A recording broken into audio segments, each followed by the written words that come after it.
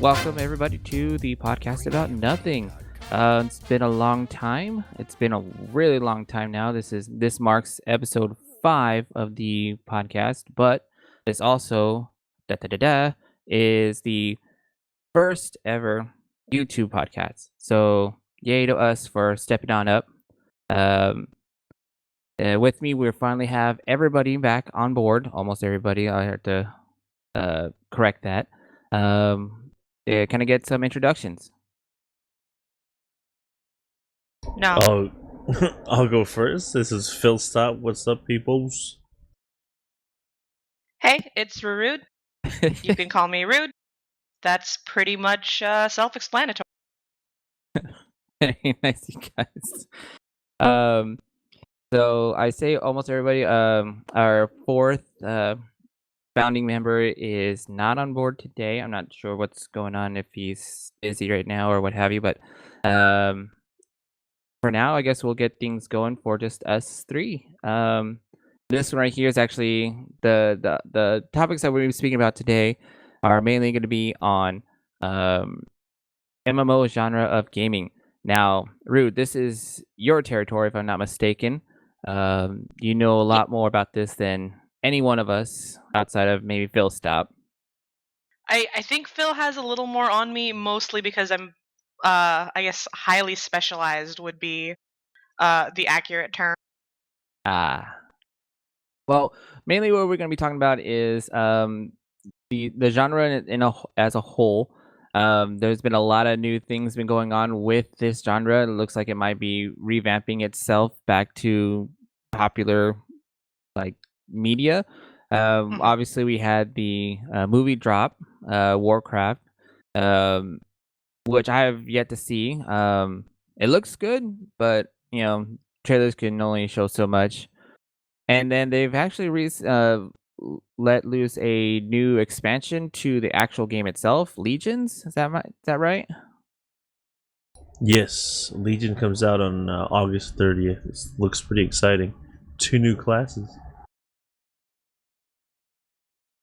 So we have those going on here. Not only that, but there's actually in other forms of MMOs that are out there. I mean, World of Warcraft is by far the first thing people think of when someone says, "Do you play an MMO?" and other kinds. But the other ones we're going to focus on as well, with that we've had recent news about, would be Final Fantasy 14 and their latest expansions, and Star Wars: The Old Republic. Phil Stop, you've had some not so good news regarding what's going on with them. Yeah, the new expansion's kind of, or not an expansion, but the new event's kind of lame. We get into more later when we talk about Star Wars. Okay, yeah, we'll get into that one because it's pretty booty, if you know what I'm saying. So right now for the WoW factor, World of Warcraft, we, like I said, the movie has come out. Anyone have any as far as what's the whole premise is on that one? Because I'm at a loss. I haven't played World of Warcraft in ages, so I have no idea if they're following a specific storyline. Are they going to? Is this like a side thing? Is it something completely irrelevant to the actual game itself? I don't know. It kind of ties in with the last expansion, Warlords of Draenor, and the creation of the Iron Orcs. It's a different colored orc. Instead of green, they're red, and how they kind of came to be.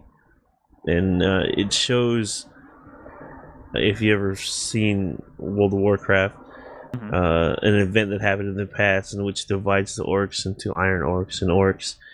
And this is the first confrontation in the movie with the Iron Orcs. Okay, so it actually does follow a storyline. I guess we need to see the movie itself to know if Legion, that's tied into it in any way. I'm actually looking at the World of Warcraft site right now, and I'm seeing the Legion, the World Draenor patch is now live. Legions is the new one coming out. Yeah, there's a lot of stuff happening here. Pre-ordering gets you level 100. Wow, now, for people who've never played an MMO, we may need to give them some type of like back history as far as like what's all about. I mean, not everyone's completely brain dead on it, but when people think MMOs are multiplayer games online in general, they think of like first-person shooters or I guess more loosely based the Destiny, because that's semi kind of MMO-ish with classes and what have you, but it's not like the traditional MMO where you have a character, you create them, you choose a specific class, and then you pretty much live in that world. If that makes any sense. Yeah, so I mean, the history of MMOs is long and storied and stuff, and it's really great because there's been a lot of different kinds. People even used to do text-based MMOs where there was a system, because we all say MMO, but what we're specifically talking about, as far as I know, is specifically MMORPGs, which are basically these, like you said, these big storied worlds where you create a character and you do stuff with them and you live in that world for a while. Right. So Right. we went from like text-based MMOs to stuff like EverQuest, WoW, um, where it actually became more of a game. You do create a character. There's different classes. There's different races, and usually there's at least some kind of at least base storyline for you to sort of follow, so that you're not just thrown into there for no reason. Right. Now, just so I can clarify for the listeners right now, it's like MMO basically stands for massively multiplayer online role-playing game. Just so everyone's clear when we say these acronyms. I'm not sure if I made that clear in the beginning, but yeah, MMOs, big long term for big multiplayer gaming.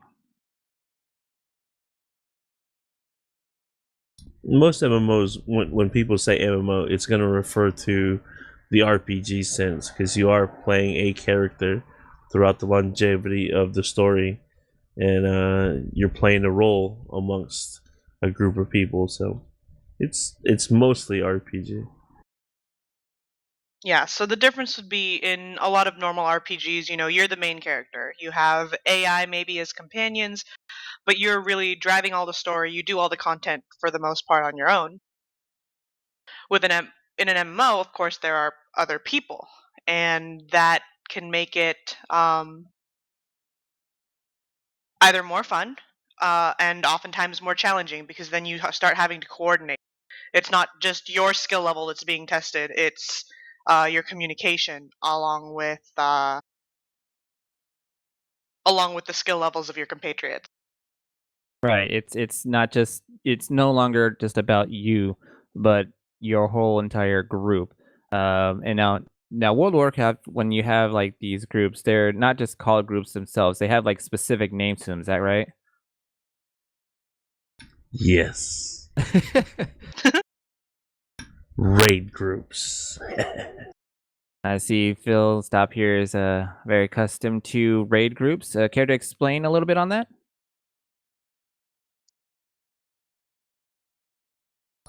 Raids are specific content that's designed to test a group, and these groups, the raid groups, you need to coordinate with the members of your group to achieve the goals of the raid. And usually it's just, defeat X amount of enemies and get epic loot. Okay. So raid groups themselves. Now, And mhm, before we keep going with that, yeah. there are different levels of raids and content generally that games will put out, because there are raid groups that meet 3 times a week to raid, 2 hours a day, just to make sure that they can clear all the newest content and get all the epic loot as soon as possible. But there's also content that you can do much more casually, where you can create basically groups just online with what many people affectionately refer to as pubs, Uh huh. just so that you can, get through the content. And these are just people you may not necessarily know. You just meet them online for the first time. You go into a fight for 5 minutes and, hey, we cleared the fight. Thanks, guys. Kind of like mercenaries for hire type of things. Kind of. Pug Basically, if you don't have a group of your own. Pug stands for pickup group. So you go to a playground, you find four other people, and you become a team for basketball. It's the same kind of concept in MMOs. Ah, okay. So pretty much for those who never done a raid before, they can just jump in with a group, and then from there they can work their way out and making their own specific groups for of peoples to raid on their own terms. Got it. Okay. Depending on the content, absolutely. Right. Because if I'm not mistaken, there's multiple levels of different skills needed for each raid. Now, raids usually mean that there's like a specific area you got to go to and face off a boss of that area. If I'm not mistaken. It varies from game to game, and that's kind of where the fun is of trying to figure out, which MMO is right for you. I can't really speak to raiding in WoW because I've never raided in WoW. I've also not played a lot of WoW. Um, but I do play a lot of Final Fantasy 14.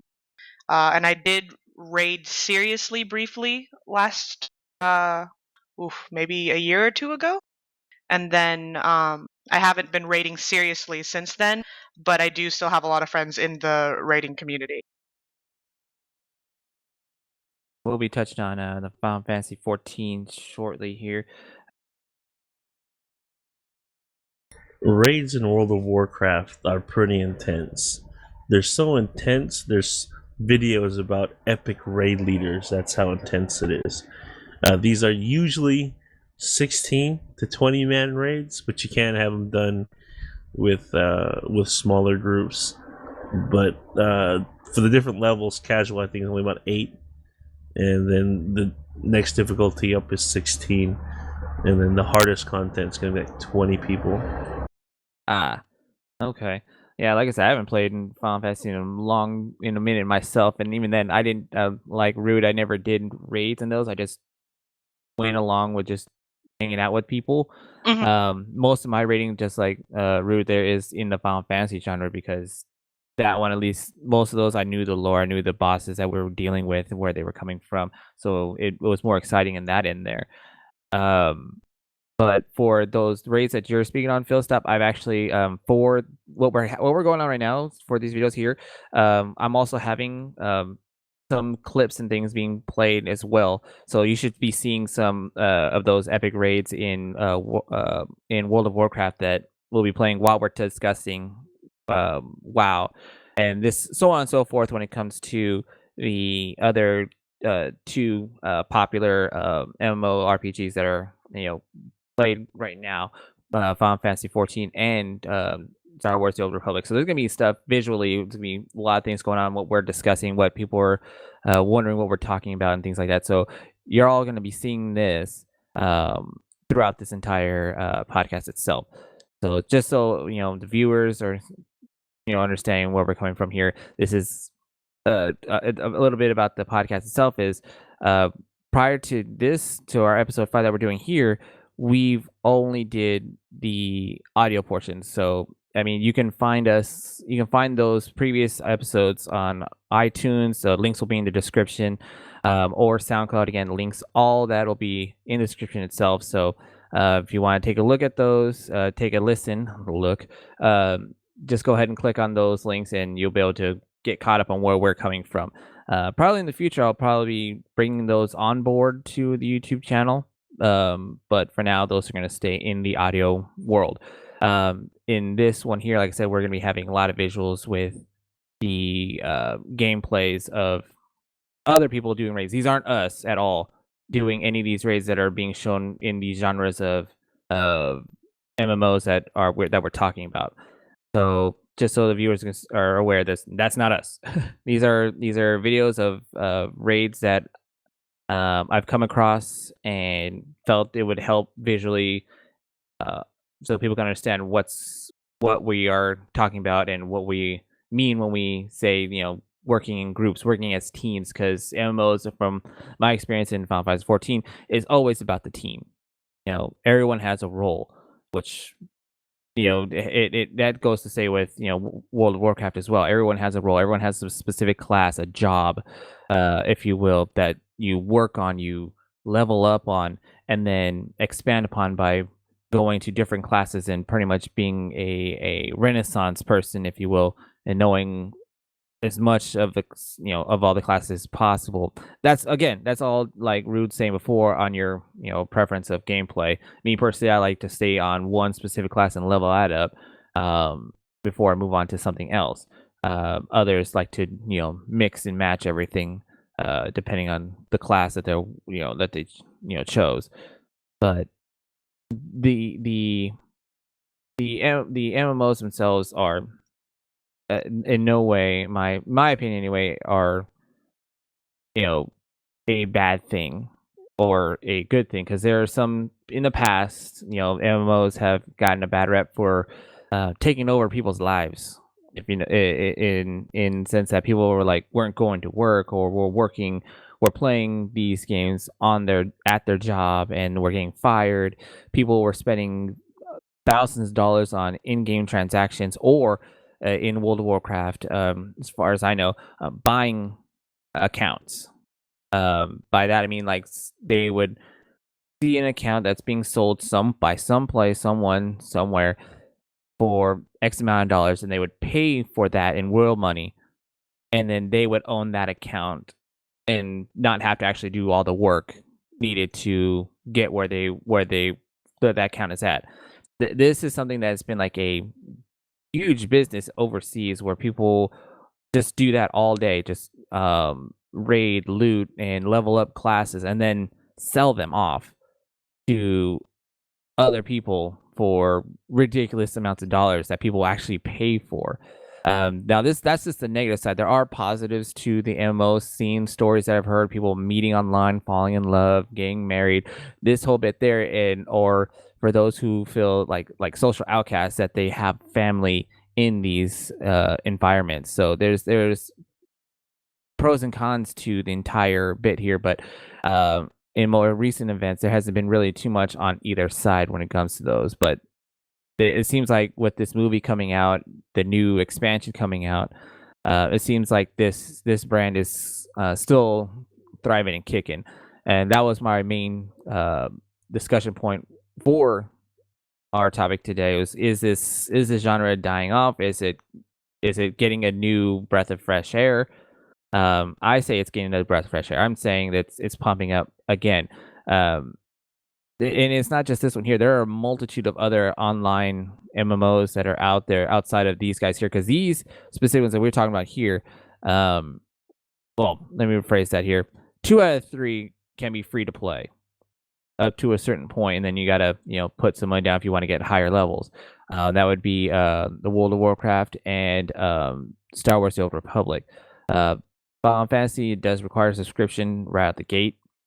I mean, if you buy the game itself, you get a 1 month start, and then after that, it's a recurring payment, uh, which is fine by me. But um, like I said, with these latest expansions, I think that the genre as a whole is coming back. I think it never really went away. It kind of stayed on the underground for a long time. Like WoW's been out forever, and then in Asia, there's a lot of different MMOs. I've been Yeah. playing MMOs since like '96, so it's been out for a while. And I wouldn't necessarily say that they've been going away. I think they've become definitely more visible. What with the rise of esports in general, and how more, playing video games in your room and being locked in your mom's basement, eating Doritos and drinking Mountain Dew isn't really, it's a funny meme, but most people don't believe that's really how it is anymore. There's a lot of the stigma of gaming, I think, has started to wane.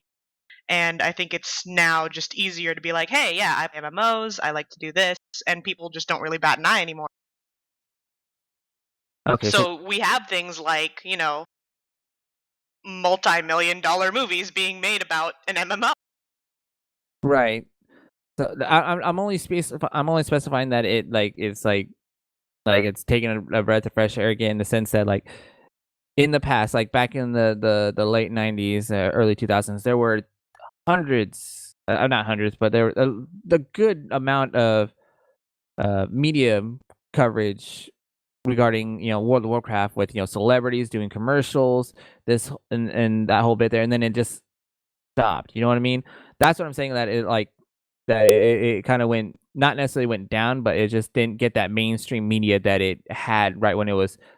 To me, it seemed like a peak point, which I believe is like the last one. The last commercial for World of Warcraft was for like the Lich King expansion, and that had Ozzy Osbourne on that commercial. If I remember that correctly. That's what really made me want to get back into playing WoW in the first place. I'm like, okay, that's cool. We got you know Mr. T with his Mohawk grenades and all this other stuff. I remember all these commercials. Those are the type of things that made me want to play it, and now there's since then there hasn't been anything going on here because it seems like I've seen more other MMOs taking over that number one spot, so to speak. So I remember Final Fantasy was hyped up for the longest, Final Fantasy 11, and then 14, and then Star Wars: The Old Republic was a big thing.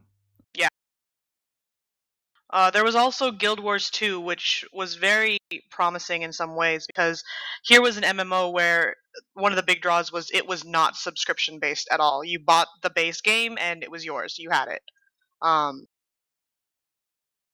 Unfortunately, I just didn't like it. I know there are people who do, but I didn't have fun with it at all. All right, just for viewers are aware, these are all only our opinions, not fact based. When it comes to what we're speaking on here, these are mainly what for me is what I observe.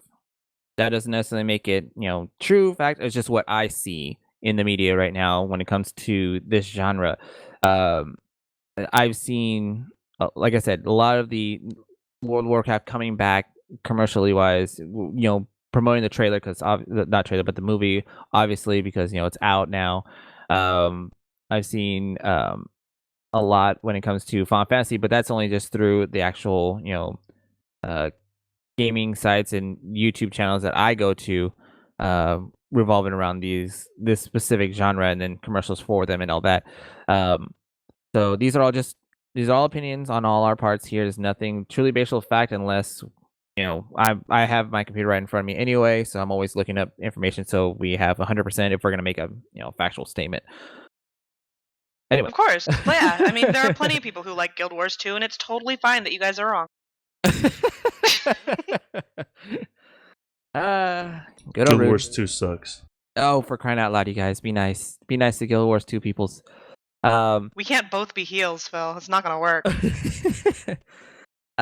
Okay, well, I think we touched enough on the World of Warcraft for now. We're gonna go ahead and we're gonna start talking about the Star Wars, the Old Republic, because Phil, you have some news regarding this one here, and the events that are happening, in this game itself. Star Wars: The Old Republic had a lot of promise, a whole lot of promise. It initially started as a pay-to-play subscription, but about after a year, I decided to open the gates and let free-to-play players, come along. But they're heavily restricted, so you have to buy a lot of stuff, and microtransactions is huge in Star Wars right now. We can talk about that more later, but the latest event that they've created, it's called the Light Side versus Dark Side event. So basically, you'll be gaining achievements to reach a certain status or a rep status. Let MMOs know what rep status is. Basically, your status with a certain group. So once you gain enough status with that group, then you get cosmetic rules, and that's what this whole thing's about.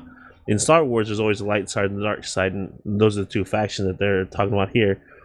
But all the characters that you've made since launch do not count for this event. You have to start all over at a level 1 and redo the whole thing all over again. Re-get some of the achievements that you've already gotten on your main character. Like one of them is earn 10 billion or 10 million credits on a character. That's hard to do. Ugh, That's really hard to do. that sounds terrible. But you have to do that again on this new character. So that people that are aware, credits are just the in-game currency, and earning money in any game is a pain, regardless if it's an Because MMO or if it's just your standalone, RPG. Earning money is tough. yeah, and most games do not allow you to buy the currency straight up. That's viewed as a form of cheating, and in Final Fantasy 14 in particular, is actually a bannable offense. You cannot transact outside of the game for gold using real money, or gil for Final Fantasy anyway. And you may or may not have seen the memes about Chinese gold farmers, and that speaks back to what Matt was talking about earlier, where there are literally people who play the game just to make tons of money so that they can sell it to other people for real money. Right. The same thing goes in Star Wars also. It's a bannable offense. Mostly a slap in the wrist. Gold farmers spam the crap out of general chat. In whatever game we're playing, they're going to be there. Oh man, you mean it's a slap on the wrist in Star Wars? Because in Final Fantasy 14, I did have a friend who literally was banned. Character gone, uh, cosmetic purchases gone, everything gone, and had to start from fresh. Yeah, Tor is such a common place that, if you're caught, then you're banned maybe for like a week or something, but it's never a perma ban. Very Yeah, lenient. Final Fantasy 14 is super sticky about.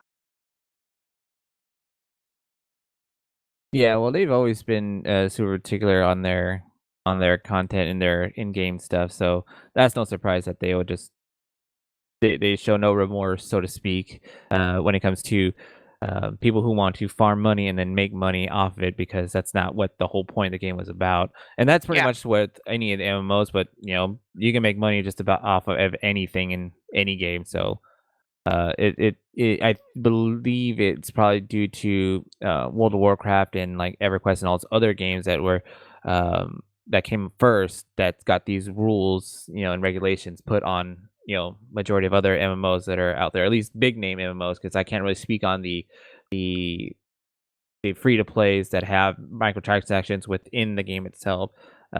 Stuff like Maple Story or Warframe or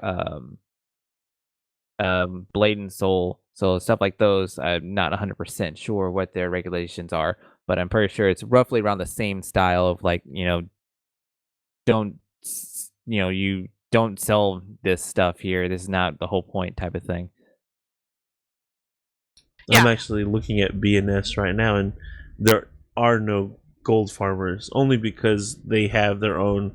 NCSoft has their own form of currency that you could purchase with real money to use on cosmetic items and other in-game boosts. It's part of the microtransaction philosophy, Mhm. and we could talk about microtransactions in depth later. But for BNS and some other free-to-play ones, Ragnarok, um, there's a bunch of them that rely on microtransactions, and it's not really a big deal for gold farmers to be in them because there's no use for in-game credits really.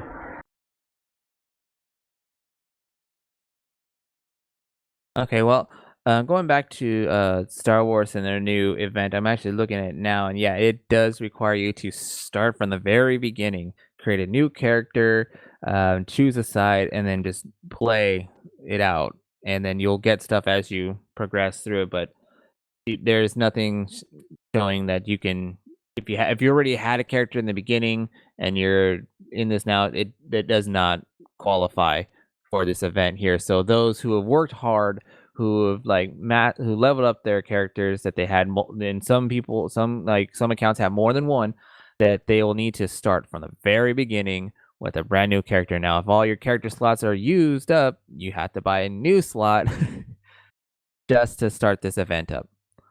Now, I believe this event here is mainly just to get newcomers to come in, which is interesting enough that I anyone who is a Star Wars fan in general would not have already been a part of this, but those who are new to to the series itself, this would be right up their alley. Me personally, I already have an account, so this I don't qualify for this. I'd have to start all over, and I'm not sure if I'm really raring to go to start that whole bit here. Not like I've gotten far in uh in Star Wars: The Old Republic, but it does kind of like set someone back a bit, knowing that they have to start from scratch. Yeah, and I think what's really difficult is that previous players who have spent their time, and this goes for why gold farming seem so offensive to some people, is they've spent the time, they've put in the work, and then they're not getting rewarded for it the same way someone knew it. This brings up another very big thing that's going on in raids right now. Is they're called paid runs. So basically, Johnny Bojangles, right, is gonna pay X amount of credits to a guild, so that guild can carry him through a difficult raid and get all the loot from it. Okay, so just so everyone's aware, guilds are another term used for groups in MMOs. Yeah, that it's something that happens in 14 as well, because there are some fights which are just require a lot more skill or a lot more study, and many people are fairly casual players. I would put myself in that category right now. I play very casually. I play, after work. I'm not in a raid group. I don't do all of my dailies. I don't cap out on all the things that are required to have the best loot and stuff all the time. Now that's fine, but sometimes there'll be something really adorable that I want to wear, or there'll be a really cool weapon that I'll need that's gating me from basically playing the next level up, and I'll want that. Now, if you're Johnny Bojangles and you don't have the skill level or the time to devote to it, you go, well, I do have all this money that I've made, maybe through crafting or one of the other ways that the game gives you to make money that isn't just fighting stuff, or whatever else. Who knows? Um, you don't have the time, but you have the money. So you go ahead and you say, "Hey, guys, I know that you play this game like all of the time.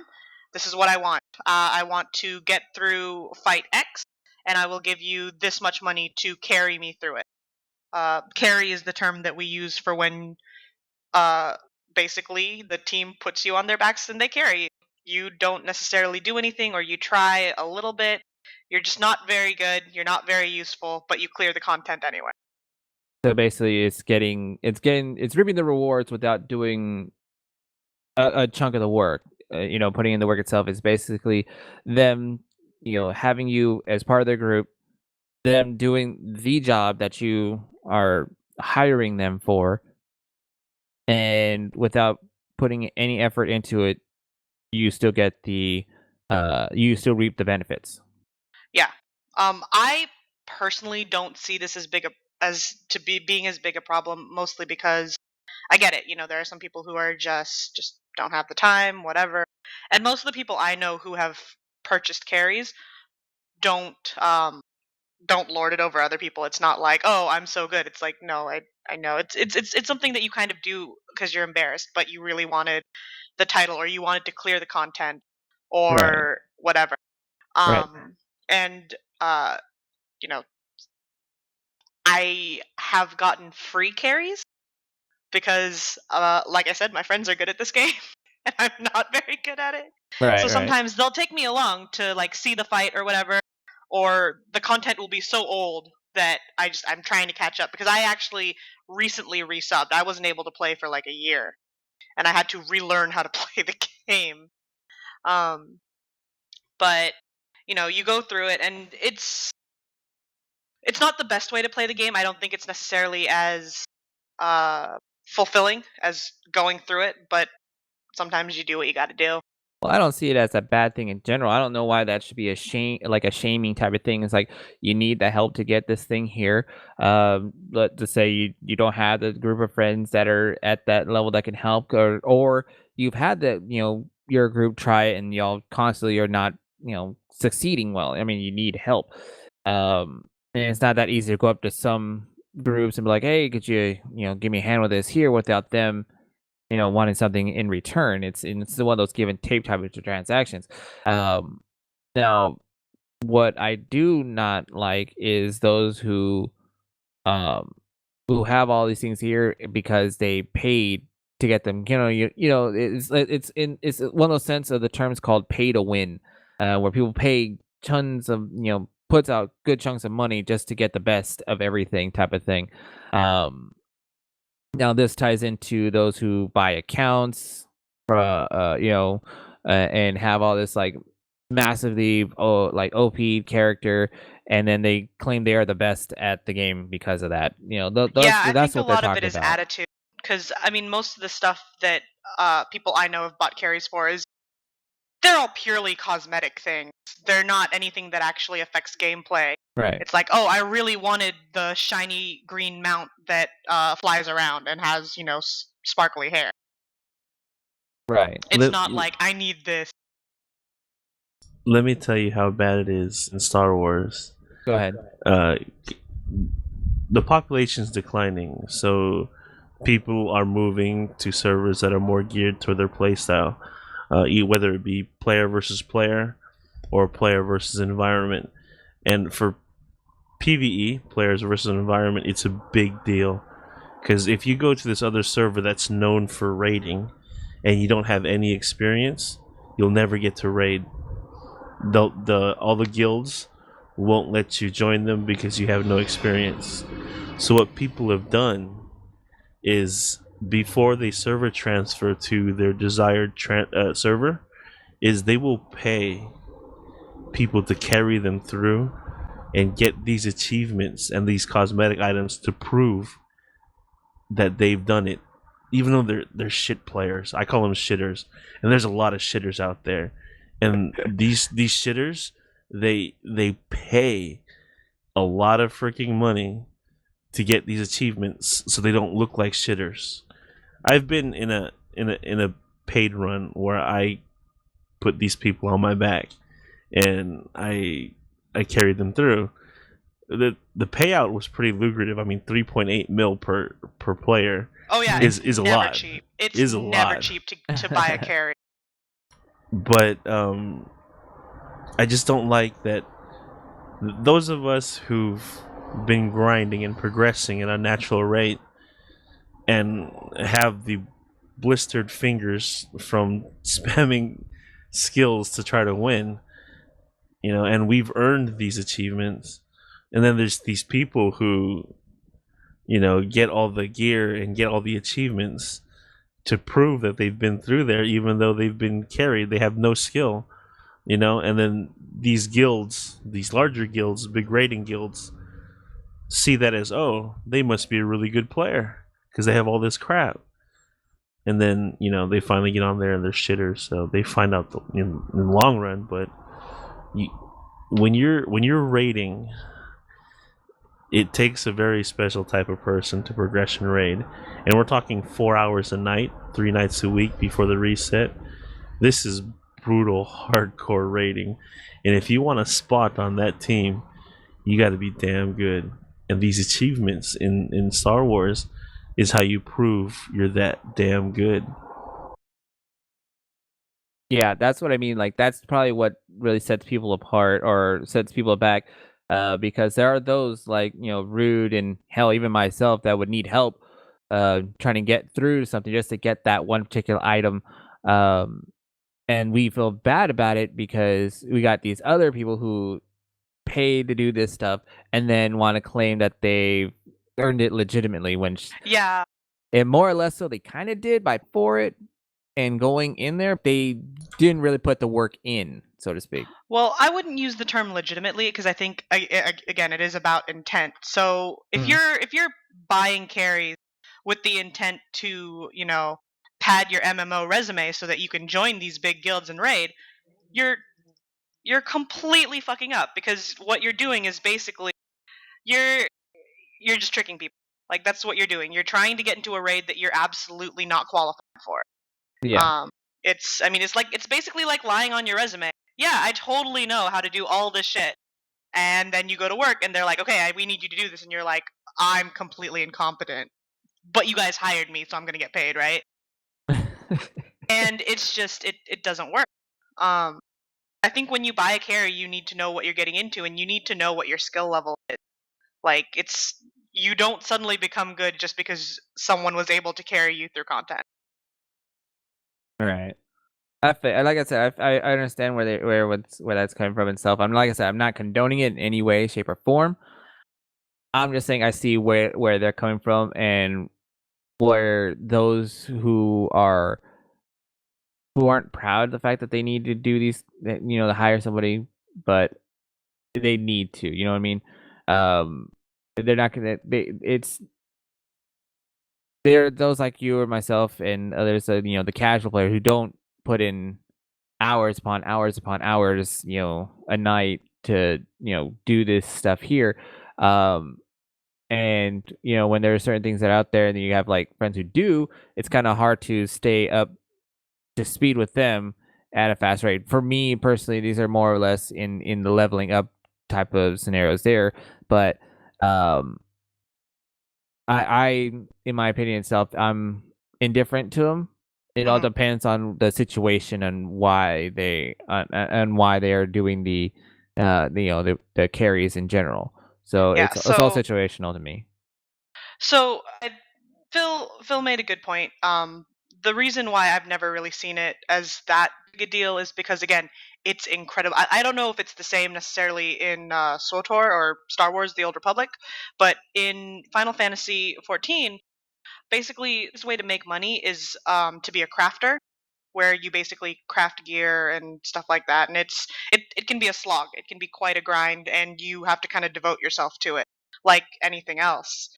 But that's basically the best way to make money. So sometimes you have a lot of people who are really good at raiding and have really put the time and effort into learning the fights and their DPS and tank classes, but not necessarily crafting. Right. uh, s- Making those sales is a huge way to make money.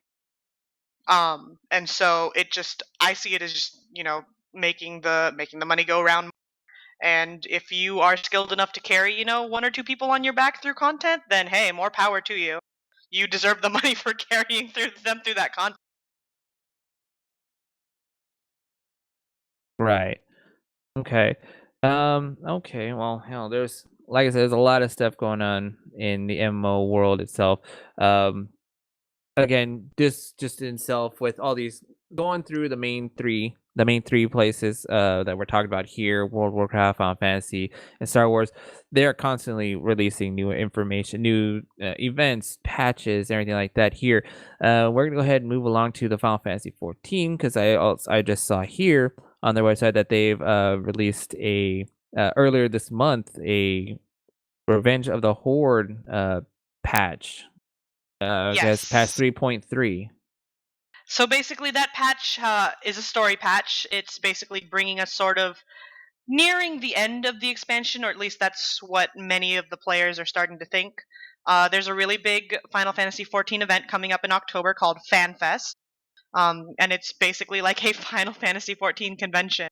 And they're planning on releasing a lot of information, which is what they did about 2 years ago as well for 3.0. So, for anyone who doesn't know, expansions are kind of a big um, life-giving boost to most MMOs. You have the game, which has a lot of content. It has the races and the classes that you can play at the beginning, but usually after about a year, 2 years, uh, the game starts feeling stale to some people, or people have progressed to the point where there's nothing left for them to do. Expansions are a way for the game to sort of keep going. The devs come out with a really, a really big influx of content for characters to start doing. Patches are sort of the smaller stepping stones to that. Um, and so this recent patch, Revenge of the Horde, basically sort of finishes off the story for us, as well as gives us a place to start going for the next expansion. Uh, Final Fantasy XIV is kind of strange in that 2.0 is kind of the new 1.0 for it, because 1.0 was kind of a disaster and many people didn't think that it was very good. So the current people working on the game really mostly currently started working on it in 2.0.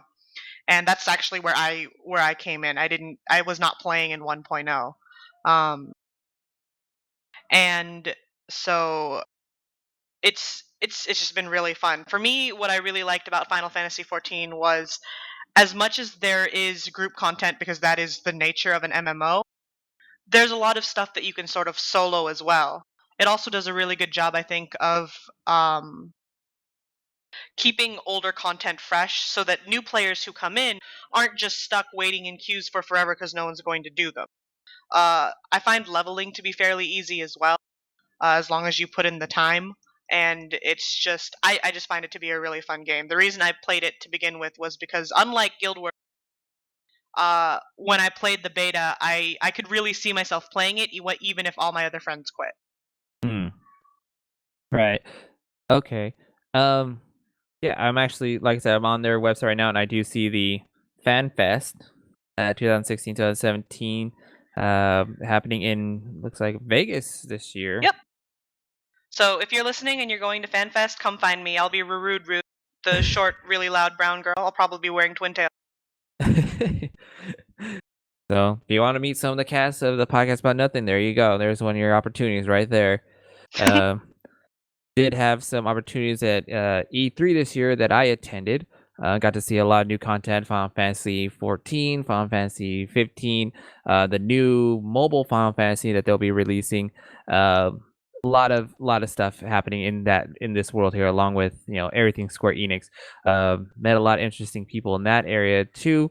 So it was fun to come across some people. Not too many. Let's not get crazy with it. Some people have heard the show. They like where we're going.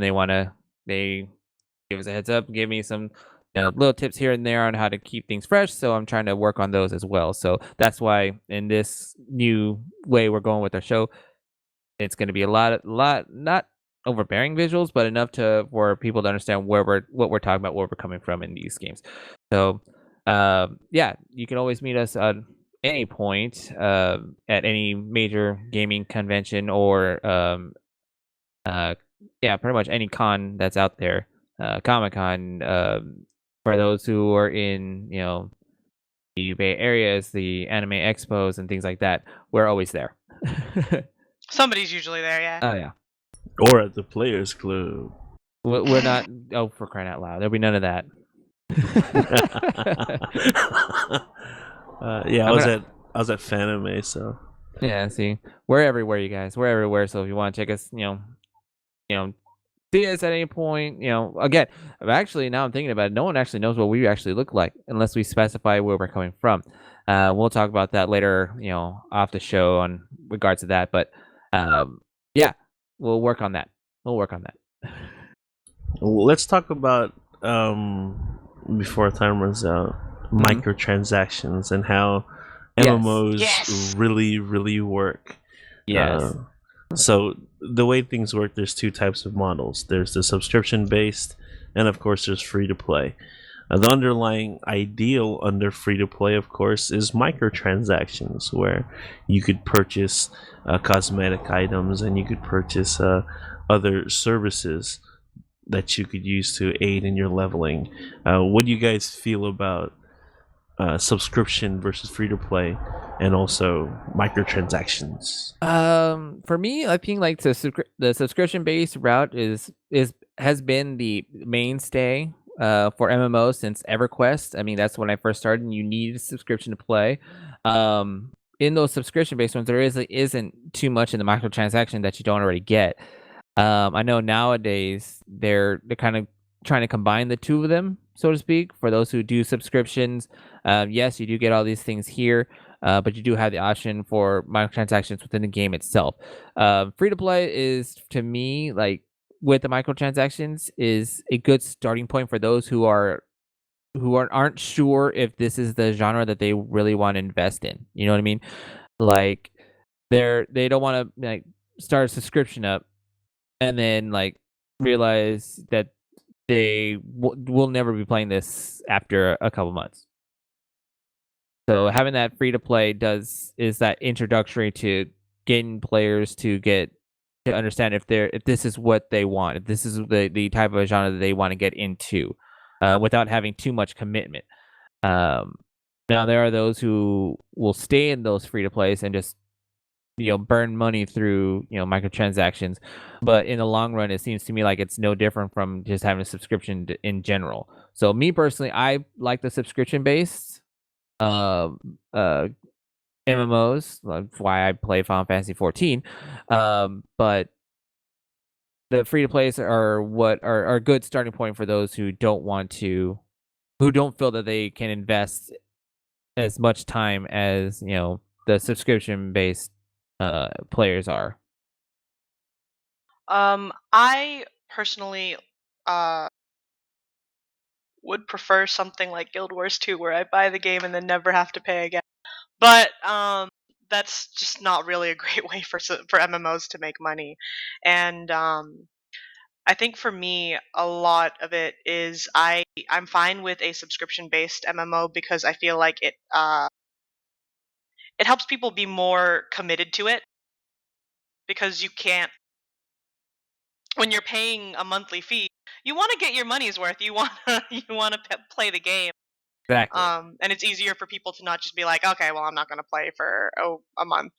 Um, but I do like the freedom of microtransactions as well, because you can just sort of pick and choose what you want.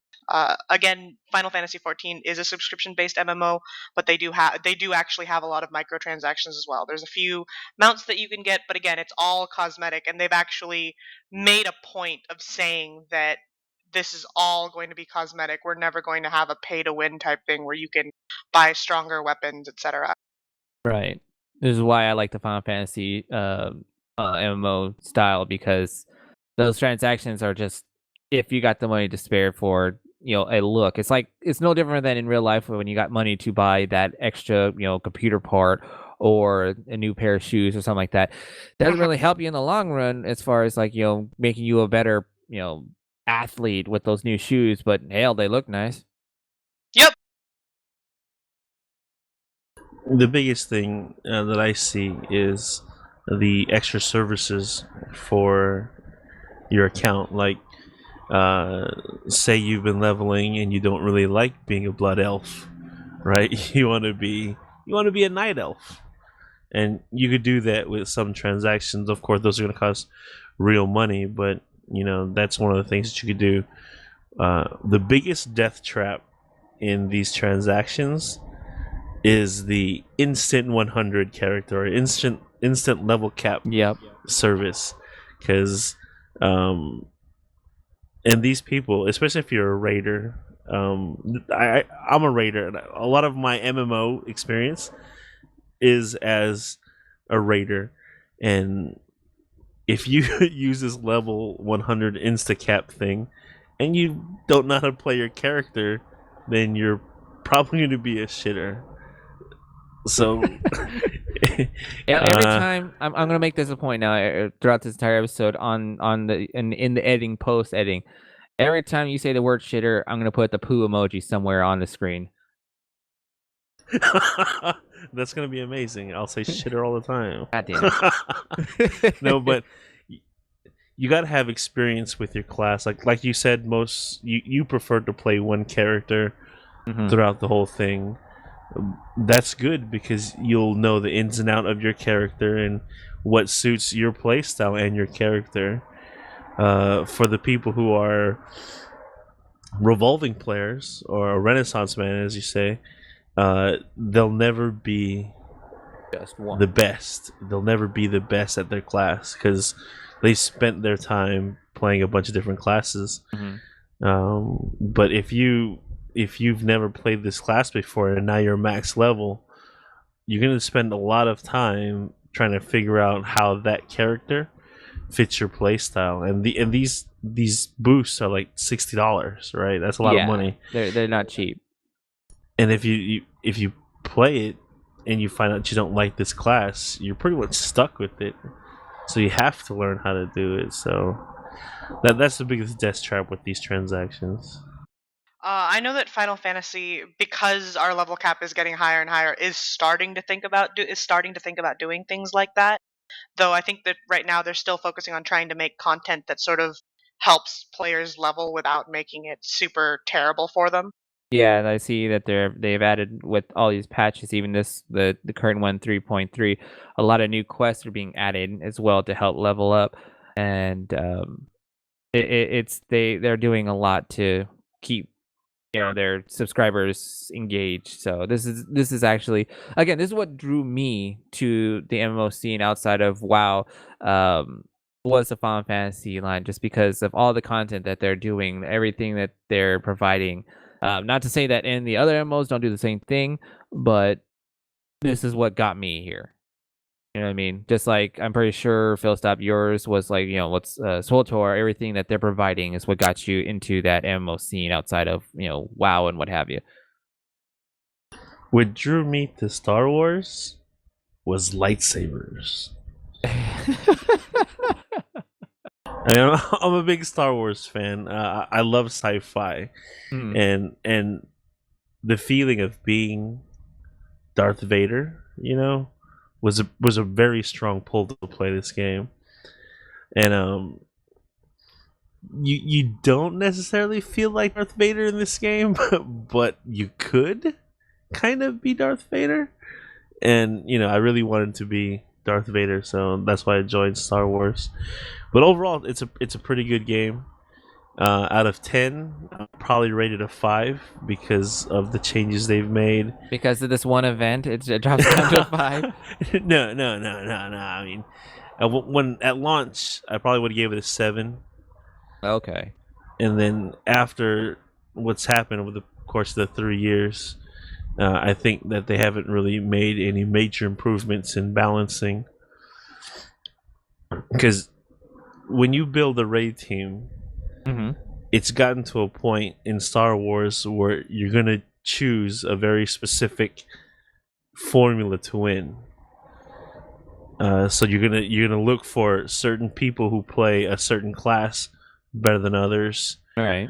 And you're gonna force some of your players to change their class because the class that they're originally playing isn't the meta for this season. So I don't like how they've done that, and I think they should really look into balancing the game to make it more community friendly, because this is what it's all about, right? When you play an MMO, it's about the community, and people play what they want to play because they like it. So you should make all of those characters feasible in your hardest content.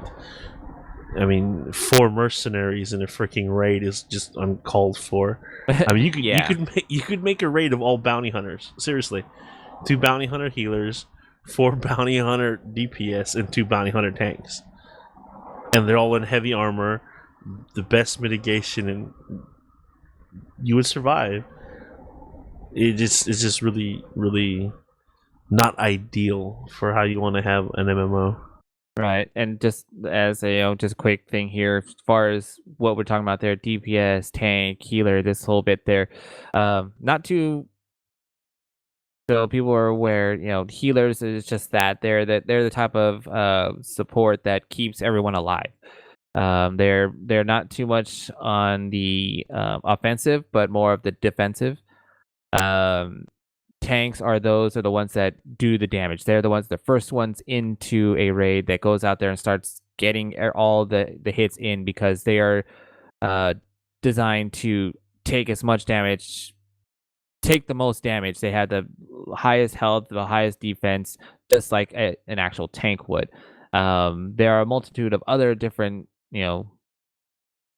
classes, so to speak, for the team itself, but those are the main two that you hear a lot of next to DPS. Tanks. I'm a tank. Okay. Let me get this straight. Tanks require a certain personality. You could almost call a tank an attention whore. And you can't have shitter tanks. You can't. They need to be really good tanks because you need to, as far as your main tank is concerned, they need to be skilled enough to hold aggro or hold threat on multiple enemies, while your off tank, your tank partner, pulls off one for the DPS to burn down. So you got to be really good, and for a main tank, you have to be a superstar. You have to want all the attention, so you have to go in there, get everyone's attention, and hold everyone's attention like I do, and and have them all attack you because that's your job. And then a lot of healers don't like me because I like to face pull. Face pulling is where you just jump in and you don't care.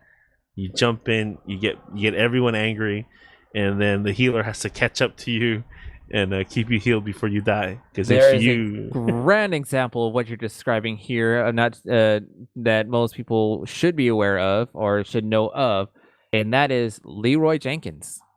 Leroy Jenkins Yes. is what you're describing right there. I'll put a short clip in our video here showing what that is right here. Okay, guys, these eggs have given us a lot of trouble in the past. Does anybody need anything off this guy, or can we bypass him? I think Leroy needs something from this guy.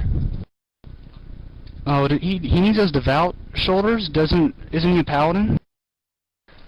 Yeah, but that'll help him heal better. He'll have more mana. Christ. Okay, well, what we'll do, I'll run in first, gather up all the eggs so we can kind of just, blast them all down with AoE. I will use Intimidating Shout to kind of scatter them so we don't have to fight a whole bunch of them at once. When my shout's done, I'll need Anthony to come in and drop his shout too, so we can keep them scattered, not to fight too many. When his is done, Bass, of course, will need to run in and do the same thing. We're going to need Divine Intervention on our mages, so they can AE, so we can, of course, get them down fast, because we're bringing all these guys. I mean, we'll be in trouble if we don't take them down quick. I think it's a pretty good plan. We should be able to pull it off this time. What do you think, Abdul? Can you give me a number crunch real quick? Yeah, give me a sec. I'm coming up with 32.33, repeating, of course, percentage of survival. Oh, that's a lot better than we usually do. Alright, chums up. Ready, guys? Let's do this. Leroy Jenkins! Oh my god, he just ran in. Save him! Oh, gee, stick to the plan. Oh Jesus, let's go. Stick to the plan, Chubs. Stick to the plan. Oh gee, oh fuck. Give me Divine Intervention. Hurry up. Shout. He's saying I can't cast. I can't move. Am I lagging, guys? I can't move. What the hell? I can't AE. Oh my god. The eggs keep spawning. More respawning. I don't think you can cast with that shit. Oh my god. Shout. We got him. Take it off. I got it. Take it off. Come on, stay down. Oh my god. God damn it, Leroy. God damn it. Leroy, you moron. Leroy. Geomove. This is ridiculous. I'm on it. So mass. I'm down, Forking down. God damn it. This is I got killed before I could we've remove died him. on this. God. Oh, See, Spiffy res us. Why do Spiffy you res do us. this shit, Leroy? I'm trying. It's not my fault. Who's soul stoned? We do have a soul stone up, don't we? Anthony, do you got soul stones? Warlock. Oh god. Oh, for... Great job, What's guys. up? For What's Christ's up? sake. Leroy, you were just stupid as hell. Over At least I have chicken. And then as you can see that, like, in that video there, they're like, they make this plan to go through this area. They were going to originally avoid this area, but Leroy needed something from there. So they're going through planning everything out, making sure everyone knows their thing. And mid plan, powwow that they're having, Leroy just runs right in, leaving everyone behind, Everyone's freaking out. Like, why did he just do that? Why did he go in there? They go in there, they get demolished, and they're super pissed off at Leroy. But at least he had chicken. Yeah, yeah. I've actually done that. I was bored of them sitting there talking and debating how they're gonna attack this boss, and I was like, dude, just punch it in the face. They're like, whatever, Phil. So I was like, well, here we go. So I jumped in. I got the boss and all his ads, and they're like, God damn it, Phil! And they all rushed behind me. The healers are like laughing their asses off. They're like, oh shit, he's gonna fucking die. So they chase me. They try to keep me alive. The DPS are like, what the fuck?